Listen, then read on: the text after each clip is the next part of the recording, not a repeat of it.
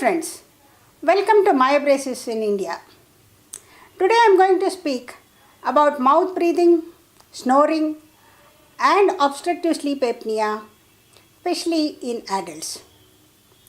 Mouth breathing is predominantly seen in children because of various reasons. Firstly, it is because of repeated attacks of cough and cold. Then there can be a deviated nasal septum, and later on it can become a regular habit. If these children are not corrected of their habit and they continue to breathe from the mouth, there are going to be a lot of repercussions about it during their growth period and also when they grow up. Now, either these children will have some developmental problems where their faces will look long, the lips will never be competent, they will be breathing from the mouth during daytime also, and sometimes during daytime they keep the mouth closed, but at night times definitely the mouth is open. So these people, either the teenagers or the young adults, will be breathing from their mouth during night times. Now most of the time these problems are because of the deviated nasal septum or because of the remnants of the earlier childhood habits. Sometimes in adulthood there is a lot of stress which is involved, and at a later date there can be because of obesity where there is a lot of fat deposit around the neck musculature. So mouth breathing, you all know, that is breathing in and out from the mouth. Snoring, I am sure all of you must have heard a lot of different varieties of snoring. And there is obstructive sleep apnea. Now what is sleep apnea? When a person sleeps at night, all the muscles of our body are relaxing. Similarly, the muscles of our jaw and face are also relaxing. So, the upper and the lower jaw are not always in contact with each other. So, the lower jaw will be falling slightly behind and in a relaxed position. But in doing so, what happens is there is a little bit of reduction in the air passage behind the lower jaw, and there is a restriction in the movement of the air. In normal circumstances, it's fine, but those patients whose musculature is already slack, or those who are having some developmental problems and already the posterior airway passage is reduced, by relaxing the lower jaw and the muscles, it becomes still reduced, and then it is going to create a peculiar sound. It is like reducing the circumference of a round whistle, making it flat, and then you pass the air.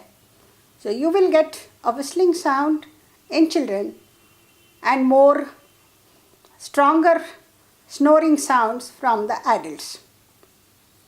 Now you might have also observed that sometimes these people who are snoring at night times with loud noise suddenly stop, and for a couple of seconds, maybe just 3-4 seconds, there is absolutely no noise, and then either with a shock or a snort or a sudden movement, these people resume their breathing.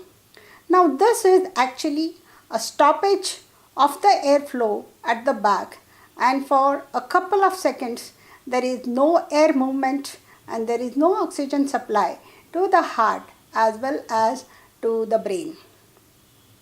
This is called as an obstructive sleep apnea episode or attack.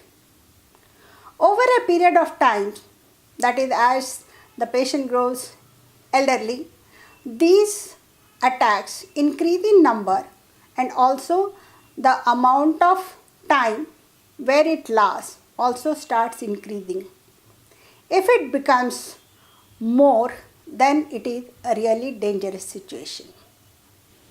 So friends, basically mouth breathing can aggravate snoring, which can in turn land up with obstructive sleep apnea. Now obstructive sleep apnea can cause a lot of problems because of the lack of the oxygen to the body in general and your heart and the brain. So it can cause depression, high blood pressure, a lot of other unwanted disorders, and it can also cause stroke. Now some of the problems with this is a lot of stress, obesity, even diabetes has been related to it, but it might be just like a vicious circle. But I would like to stress upon the fact that all obstructive sleep apnea patients are mouth breathers and snorers, but all snorers and mouth breathers are not obstructive sleep apnea patients. So we have to keep a vigil on our own health as well as those who are near and dear to us. Start finding if anybody is breathing from the mouth, because in long run it is not going to be safe. And if somebody is snoring, please do take care of that person immediately. At an early age, that is before the patient lands up with an obstructive sleep apnea disorder, it can be treated, not by going to an ENT specialist, because this problem, when sitting upright or standing, does not show itself even on the X-rays or on CBCT or on various different varieties of X-rays and the scans, but only when the patient is lying down it is going to be evident. So all these land up with the diagnosis of sleep study. So friends, most of the time patients with obstructive sleep apnea are not because of lack of oxygen or lack of air, but it is because of the narrowing of the posterior airway passage and slack lower jaw musculature. So we are here to help you with our myobraces, with a snorer's appliance or an adult's myobrace, where the lower jaw is brought forward at night times and the posterior airway passage is increased automatically and the patient can breathe without any problem. This is not a curative therapy, because the patient should learn to come back to the nasal breathing as early as possible and also learn to keep the mouth closed. But because this problem is seen only when the patient is sleeping, it's still okay if this palliative treatment is continued till the end. So friends, please do refer and go and see a myobrace service provider for any of these problems in adults with mouth breathing, snoring or obstructive sleep apnea. Thank you for watching this video. Please do share, like, subscribe and comment below. See you soon.